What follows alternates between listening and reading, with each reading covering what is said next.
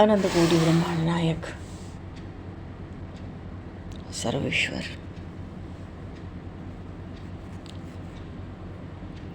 पूर्ण परात्पर ब्रह्म असंख्य कल्याण गुण गणले भक्तवांशा कल्पतरु शरणागत वत्सल भक्तवत्सल दीनबंधु दयासिंधु भगवान श्री राधा माधव की असीम कृपा करुणा से हनुमान जी महाराज की परम भावन भावमयी सन्निधि में महापुरुषों की भावमयी उपस्थिति में एवं आप सभी श्रद्धालु भक्त वैष्णव की मंगल सन्निधि में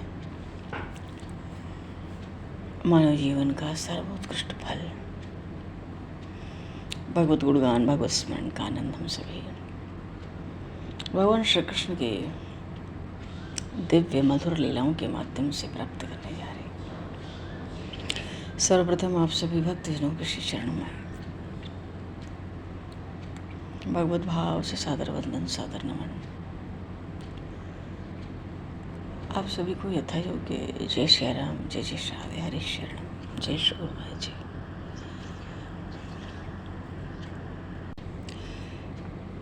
वंशी विभूषितकरान्नवनीरदाभात् पीताम्बरादरुणबिम्बफलाधरोष्ठात् पूर्णेन्दुसुन्दरमुखादरविन्दनेत्रात् कृष्णात् परम् किमपि तत्त्वमहं न जाने कृष्णात् परम् किमपि तत्त्वमहं न जाने।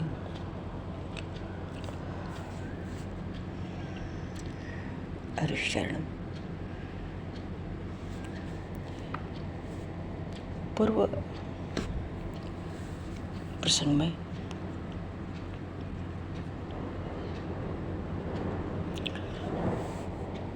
भगवान श्री कृष्ण के साथ पांडव और उधर पितामह भीष्म के साथ कौरव सब पहुंच गए युद्ध के क्षेत्र में।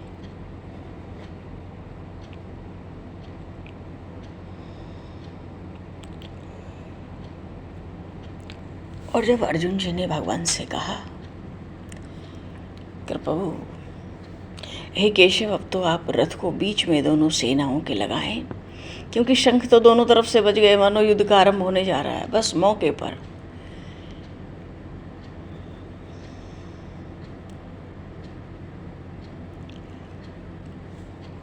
वहीं लगाएं जिससे मैं देख सकूं कि इन विधर्मियों के पक्ष से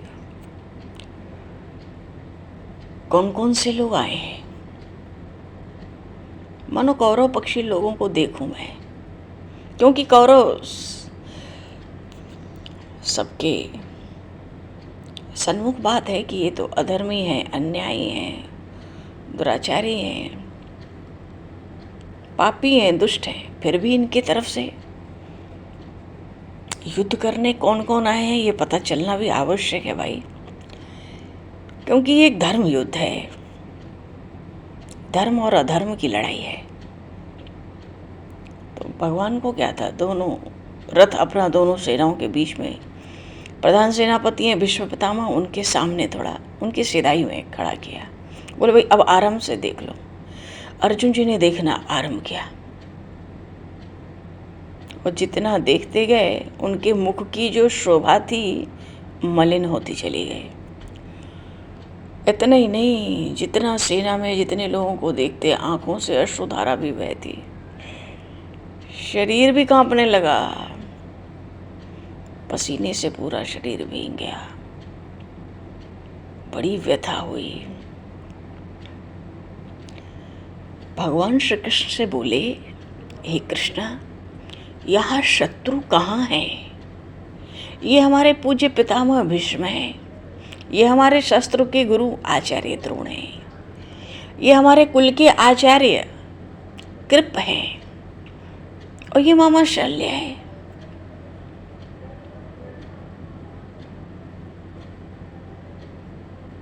इस सामने के समाज में, सेना में मुझे कोई अपना शत्रु तो दिखता ही नहीं है।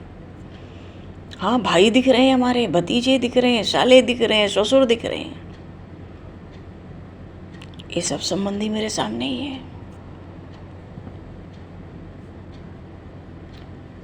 हमको अपने लिए तो राज्य और सुख और भोग नहीं चाहिए था, ये सब तो अपने स्वजनों के लिए, संबंधियों के लिए चाहिए होता है।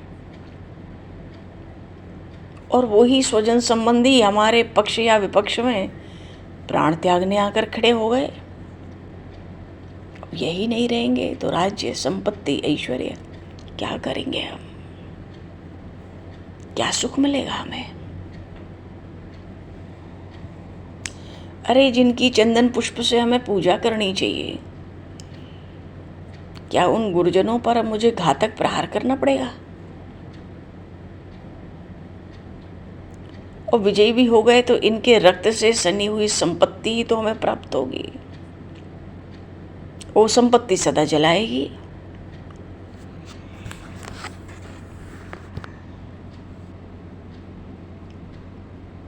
क्या सुख देगी? इसलिए हे जनार्दन, मैं कैसा मूर्ख हो गया हूं, पहले इस बात को समझ ही नहीं पाया। हाँ, धृतराष्ट्र के पुत्र दुर्बुद्धि हैं, लोभ से उनकी जो बुद्धि है मलिन है, वो युद्ध के परिणाम को नहीं देख पा रहे, मरने को खड़े हैं। पर हम तो अंधे नहीं हैं, हमें तो अपने कुल का संपूर्ण विनाश दिख रहा है, तो हमें इससे क्यों नहीं बचना चाहिए? कुल में कोई बचा ही नहीं तो श्राद्ध पिंडदान की परंपरा भी समाप्त हो जाएगी। श्राद्ध नहीं होंगे तो पितर नरक में जाएंगे। ये युद्ध तो हमारे कुल का नष्ट कर देगा।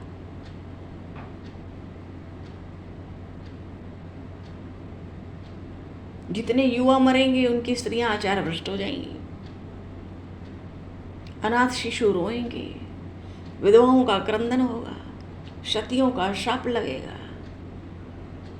ये तो पुल वधुओं को उल्टा बनाने का कुकर्म है, और इसके लिए हम इतने उत्साह से आए हैं। थोड़ी सी धरती के लिए, एक जमीन के टुकड़े के लिए, अरे पूरी पृथ्वी सप्तलोकी का राज्य भी मिलता हो तो भी ऐसा युद्ध नहीं चाहता मैं।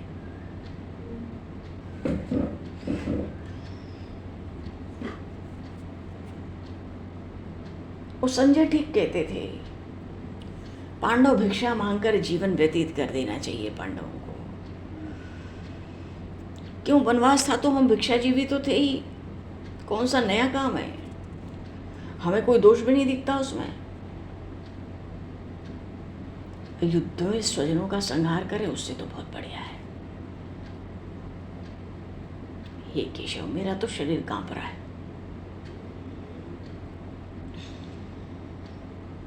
मैं युद्ध करने में समर्थ नहीं हूं। हृदय बैठ रहा है, आँख के आगे अंधेरा।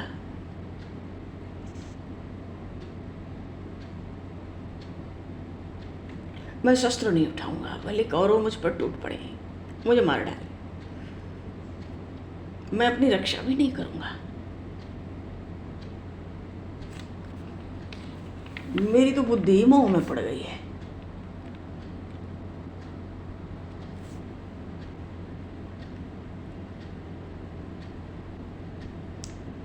कर्तव्य का कोई निर्णय ही नहीं कर पा रहा हूं। सोए माधव, मैं तो आपका शिष्य हूं ना,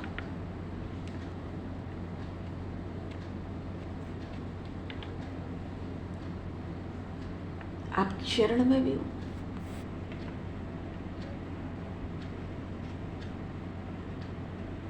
शिष्य भी हूं, शरण में भी हूं,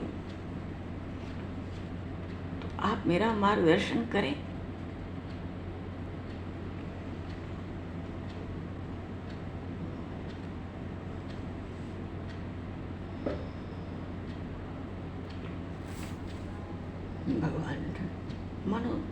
मुझे क्या करना चाहिए आप समझाइए। धर्म का निर्णय इस समय मुझसे नहीं हो रहा, मैं आपके चरणों की शरण में हूँ, आप मेरी रक्षा करें। भाई अर्जुन को तो बड़ा मोह हो गया। अंत में अर्जुन जी ने कहा, अच्युत मैं युद्ध नहीं करूंगा, मैं युद्ध नहीं करूंगा। मैं इसको बड़ा दूषित युद्ध समझता हूं।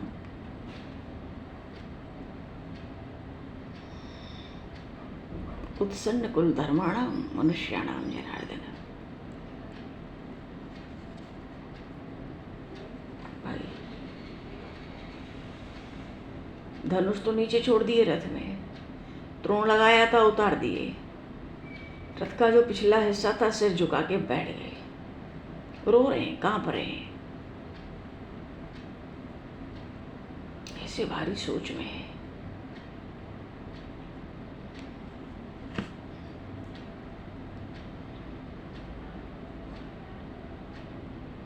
देखो, शुद्ध अंतःकरण, दूसरों के दुख से दुखी जीव,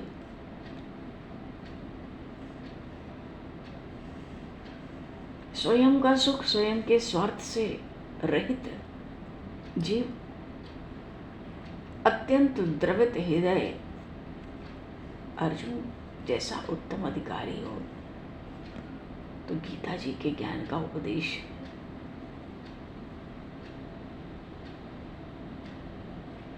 तो सृष्टि में ऐसा दूसरा मिलना संभव नहीं है।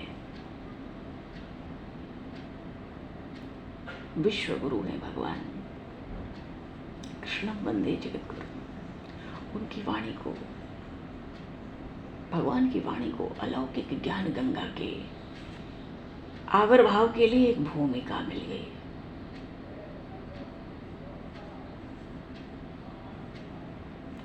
जब संजय ने धृतराष्ट्र को ये बात सुनाई, अर्जुन तो युद्ध ही नहीं करना चाहता, बड़ा प्रसन्न हुआ धृतराष्ट्र। वो तो चाहता था युद्ध न हो और कुछ लेने भी ना आए, पांडव वन में रहें, दूर रहें, यहाँ कभी ना आए, और प्रेम व्यवहार दूर दूर से बना रहे। बड़ा प्रसन्न हुआ था धृतराष्ट्र। भगवान श्री कृष्ण ने कहा, देखो जी, गीता जी तो हम लोग श्रवण कर चुके हैं कुछ एक अंश में, पर जितना भी किया जाए कम है। फिर भी यहाँ बहुत संक्षेप में, क्योंकि भगवान की प्रधान प्रधान लीलाएं ही भगवान श्री कृष्ण की, उसी का हम लोग स्मरण कर रहे हैं। भगवान कृष्ण ने कहा, पश्यतान कुरुनीति, इन कुरुओं को, कौरवों को देखो। कुरुओं का अर्थ है करने वालों को, इनके अभिमान को देखो।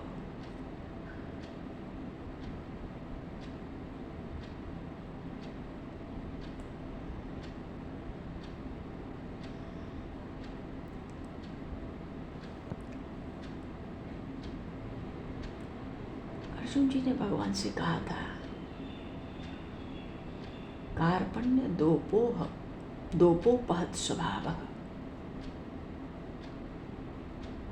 मेरे अंदर कृपणता आ गई है, पर भगवान ने स्वीकार नहीं किया। भगवान ने जब आरंभ किया तो कहा, क्लेव्यम मास्म गमः पार्थ,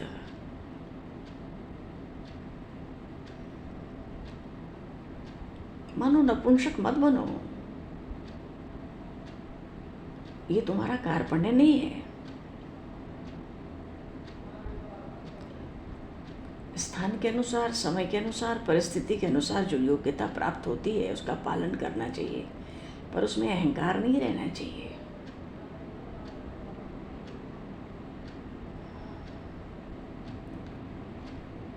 क्योंकि दूसरों का मोह आ जाए, अपने में मोह हो जाए तो बुद्धि सम्मूढ़ हो जाती है, मानो क्षुद्रम हृदयम दौर्बल्यम। अरे शरीर में जैसे बचपन होता है, बचपन से ही तो कौमार अवस्था होती है, फिर यौवन, और भी अवस्था में धीरे धीरे परिवर्तन। तो क्या मनुष्य इसमें कुछ कर सकता है? वो तो कर्म के अनुसार नैसर्गिक है। जब तक शरीर नष्ट न हो जाए अवस्था शरीर की बदलती है, इसमें कोई कुछ नहीं कर सकता। रहा प्रश्न सुख दुख का, वो भी कर्म के अनुसार ही प्राप्त होते हैं। दूसरे तो केवल बीच में कारण बनते हैं, निमित्त। फिर ये सुख दुख भी तो स्पर्श ही है। न तो सुख रहने वाला है न दुख, सब आने जाने वाले। न इनको रोका जा सकता है, तो इनको सहन करने का अभ्यास कर लिया जाना चाहिए। जिसको सुख दुख विचलित नहीं करें उसको तो अमृत तत्व तो प्राप्त हो जाता है।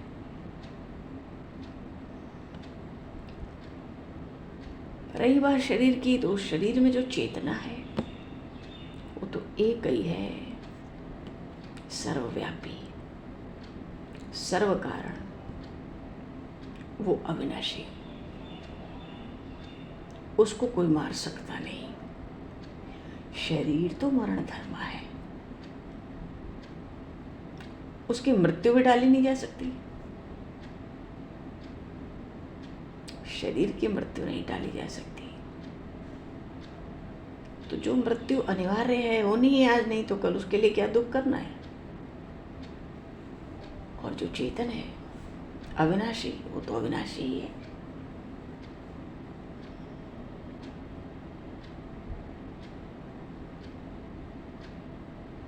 और फिर अर्जुन को युद्ध का निमित्त इसलिए बनना चाहिए क्योंकि वो क्षत्रिय है और युद्ध स्वधर्म के अनुसार प्राप्त हुआ है।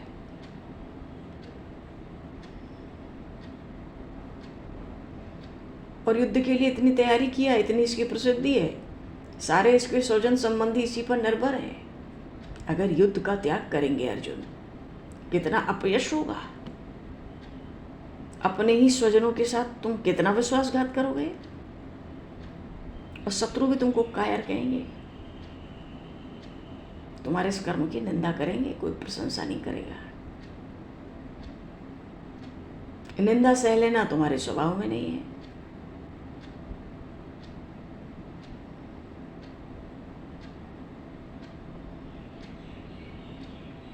और क्रोध आवे किसी भी जीव को तो अनर्थकारी तो होता है। इसलिए सोचो समझो, मोह भी छोड़ो, क्रोध भी छोड़ो, कर्तव्य पालन करो।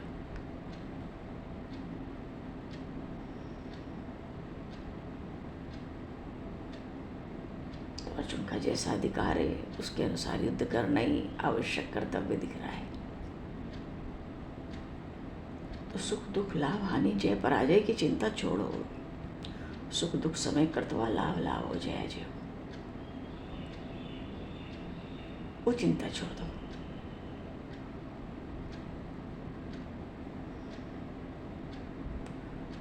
तो युद्ध करने से भी किसी पाप का स्पर्श नहीं होगा, क्योंकि मनुष्य का अधिकार तो कर्म करने में है। फल पाना न पाना उसके वश में नहीं है। और कुछ फल आया तो अपने पौरुष का ही फल है, ये अभिमान भी नहीं रखना चाहिए। और कर्म को त्यागना भी नहीं चाहिए। कर्म करना उत्तम मार्ग है।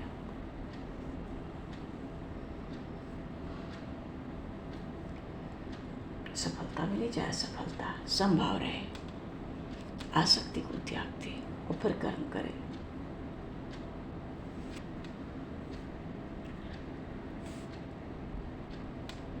फिर कर्म करे।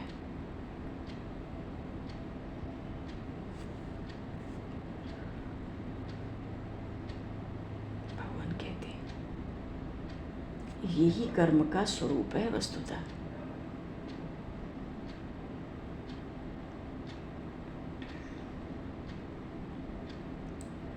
फिर कर्म करे तो जीव भाई पाप पुण्य का स्पर्श होगा नहीं, जन्म मरण के बंधन से मुक्त हो जाएगा, अविनाशी पद पाएगा। तो भाई जिसको पाप पुण्य का स्पर्श ही नहीं होता,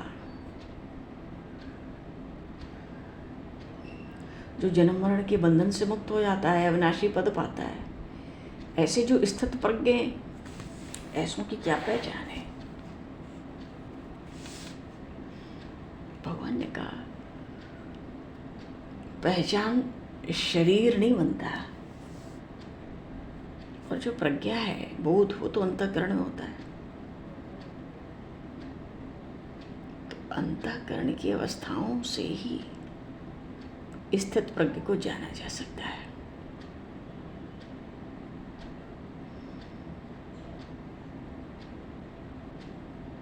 तो स्थित प्रज्ञ तो वही है ना, जो समस्त कामनाओं को त्याग कर और अपने आप में संतुष्ट रहे।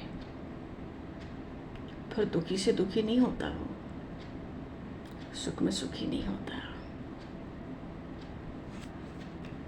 राग दोष भय भी आ जाए जीवन में तो उसको प्रभावित नहीं करते हैं।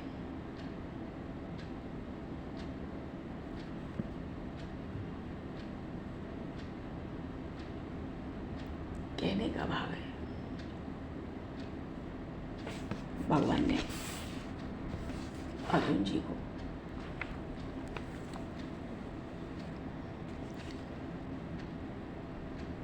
कर्तव्य का तो बोध कराना चाहा ही है, चूंकि हृदय व्यथित है तो भगवान की बातों से ही प्रश्न निकाल निकाल कर प्रभु से बारंबार पूछते हैं।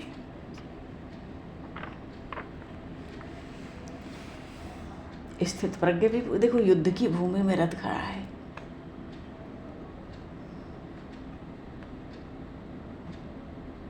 शुभ अशुभ कुछ आवे, जीवन में स्थित प्रज्ञ समान रहता है। जो समान है वही स्थित प्रज्ञ है।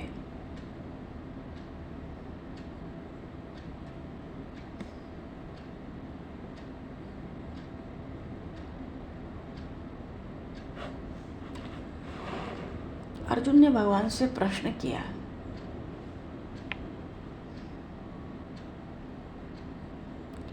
अगर प्रज्ञा का ही महत्व है तो युद्ध जैसे घोर हिंसा के काम में क्यों लगने को कहा जा रहा है? तो भगवान ने कहा था, जो लोग संसार में पारमार्थिक सत्य पाना चाहते हैं,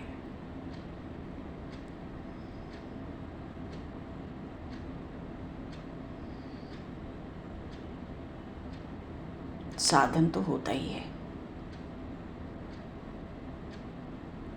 अब त्याग थोड़ी यही है कि बस इंद्रियों के द्वारा बलपूर्वक विषयों का त्याग कर दें, तो भी मन में तो भोग का चिंतन होता है, लोभ रहता है।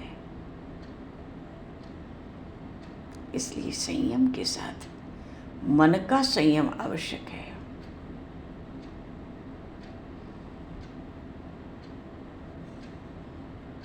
और फिर अर्जुन जी तो प्रवृत्ति प्रधान व्यक्ति है ना, गृहस्थ में है। जो प्रवृत्ति में है उसको अपने कर्म के द्वारा देवताओं को भी संतुष्ट करना चाहिए।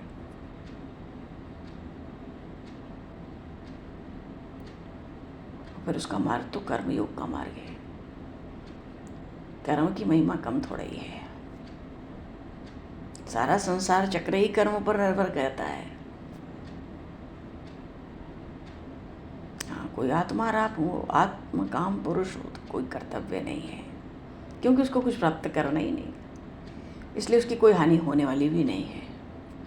फिर भी भगवान ने कहा, देखो जो आत्माराम महापुरुष होते हैं, लोक संग्रह के लिए तो वो भी कर्म करते हैं।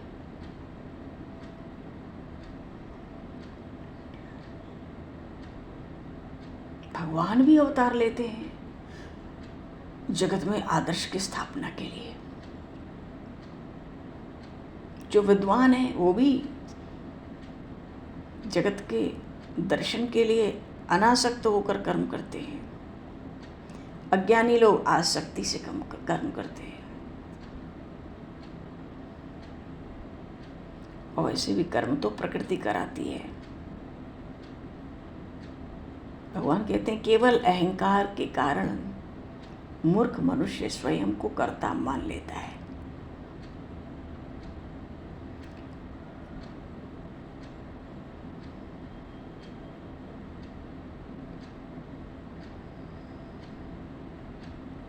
तो समस्त कर्म, भगवान के कहने का भाव है, समस्त कर्म अंतर्यामी परमात्मा को अर्पित करना और फल की आशा त्याग देना, ममता से रहित रहना और फिर कर्तव्य का पालन करना। देखो, कर्म तो हम सब भी करते हैं, स्वप्न में भी शांति नहीं है, विराम नहीं होता जल्दी। पर जो कर्म हम अपने लिए करते हैं ना, वो सब बांधने वाले हैं, अच्छे बुरे जैसे भी कर्म हो। पर जिन कर्मों को हम भगवान की प्रसन्नता के लिए करते हैं,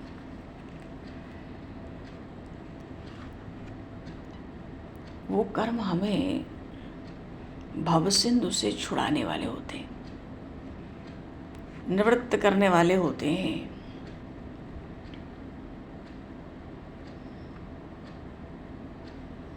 दूसरा उपाय नहीं है।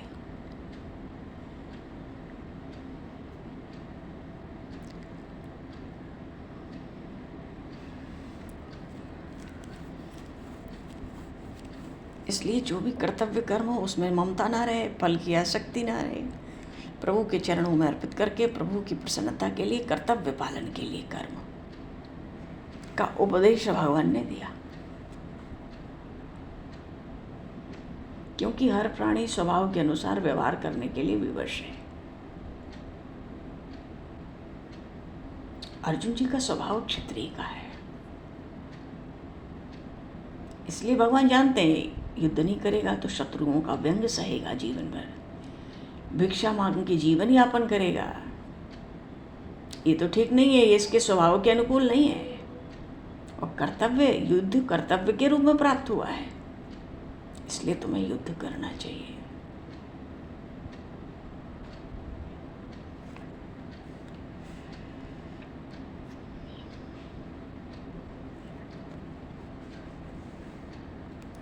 भगवान ने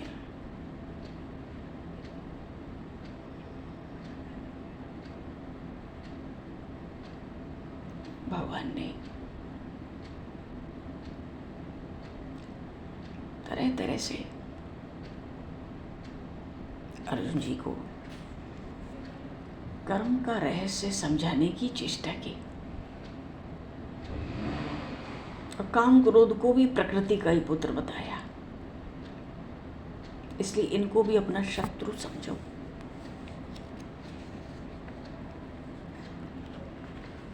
इंद्रियों में जो भोग की कामना है उसको त्याग दो। भगवान ने कहा कि जो कर्म का रहस्य मैंने तुम्हें सुनाया है, मैंने इसी को कभी विवस्वान को सुनाया था। उसने अपने पुत्र मनु को बतलाया, मनु ने इक्ष्वाकु को। मानो ये तो राजाओं के नाम है, तो भगवान कहते हैं ये राज ऋषि की परंपरा से चला तो था, पर समय के प्रभाव से यह योग नष्ट हो गया। अर्जुन ने पूछा, केशव आपका जन्म भी हुआ है, सूर्य का तो बहुत पहले हुआ था, और जीव अपने जन्मों को तो जानता नहीं है।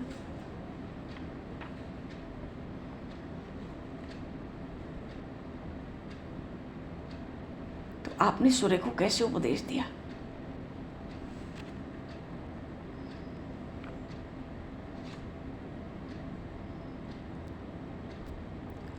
अपरम भवतो जन्म परम जन्म विवस्वतः।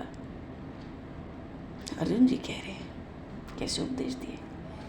तो भगवान श्री कृष्ण ने कहा, बहूनि मे व्यतीतानि जन्मानि तव च अर्जुन तान्यहं वेद सर्वाणि न त्वं वेत्थ परन्तप।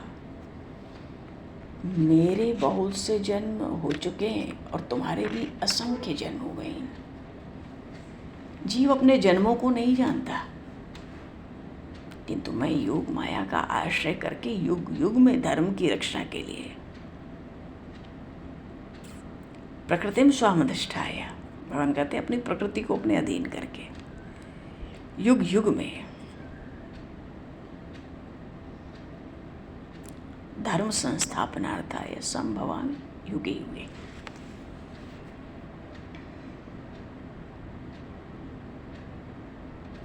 अपनी ही योग माया का आश्रय करके युग युग में धर्म की रक्षा, दुष्कर्मियों का विनाश और साधुओं का परित्राण के लिए अवतार लेता हूँ। परित्राणाय साधूनां विनाशाय च दुष्कृतां धर्म संस्थापनार्थाय संभवामि युगे युगे। भगवान ये भी कहते हैं मेरे जो अवतार चरित्र हैं सदा ही जीवों के लिए मंगलकारी हैं। जन्म कर्म च मे दिव्यम एवं यो व्यक्ति तत्वतः, बड़े दिव्य है मेरे चरित्र अवतार के, बड़े निर्मल हैं, अलौकिक हैं। और जो इस तत्व को जान लेते हैं, क्या जन्म कर्म च मे दिव्यम, फिर तो त्यक्ता देहम पुनर्जन्म नैति महामोहिति सोचना। जो इस रहस्य को जान लेते हैं वो जन्म मरण से मुक्त हो जाते हैं। मानो जो जिस भाव से भगवान की शरण लेते हैं भगवान भी उसी भाव से उसको अपनाते हैं।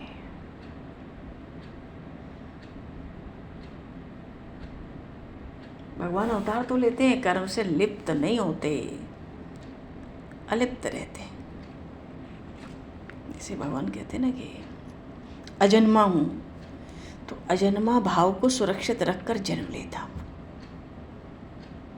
निष्क्रिय हूँ तो कर्म शून्य होने पे भी कर्मों को करता हूँ।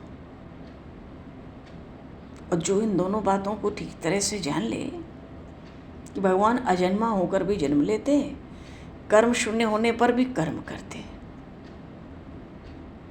तो मनुष्य भी अपने को अविनाशी जानता है। क्यों? भगवान का अंश है कि मैं भी अविनाशी हूँ पर जन्म लिया हूँ। मैं भी परमात्मा का अंश होने के कारण निष्क्रिय हूँ, पर परमात्मा अवतार लेके कर्म करते हैं तो मैं भी करता हूँ। तो जीव समझ जाता है कि मैं भी अजन्मा हूँ, मैं भी अकर्ता हूँ, मैं कोई कर्म नहीं करता, तो कर्म के अहम से छूट जाता है। अपने को अजन्मा मानता है, प्रभु का अंश, तो शरीर के बंधन से भी छूट जाता है। शरीर और कर्म दोनों का बंधन छूट गया, शरीर और संसार दोनों का बंधन छूट जाता है। भगवान कहते हैं इस रहस्य को जो जान जाता है इस ढंग से संसार में रहता है, कर्मों में आसक्ति नहीं करता, शरीर धारण करता है पर शरीर भाव में बंधता नहीं है, तो ऐसे मनुष्य जिस समय पंच तत्वों में विलीन होते हैं ठीक उसी समय मेरे स्वरूप में आकर मिल जाते हैं।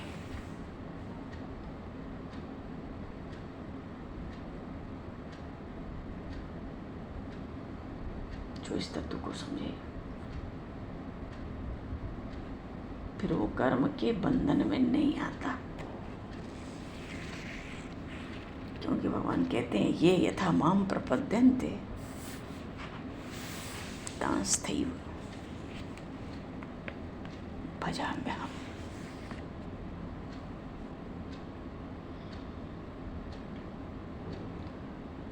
जो मुझे जिस भाव से भजता है मैं भी उसको उसी भाव से भजता हूँ।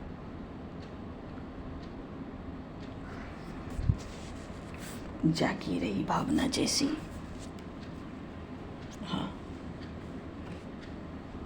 प्रभु मूरत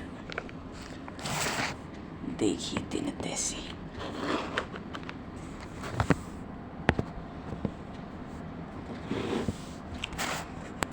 बोली श्री कृष्णचंद्र भगवान की जय।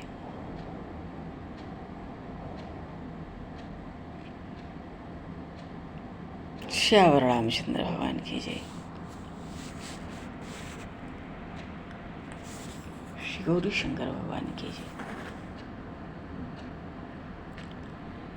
श्री हनुमान जी महाराज की जय। सब संतन की जय, सब भक्तन की जय, सतगुरुदेव भगवान की जय। भगवान समय को दूषित करते हुए अब आज यहीं पर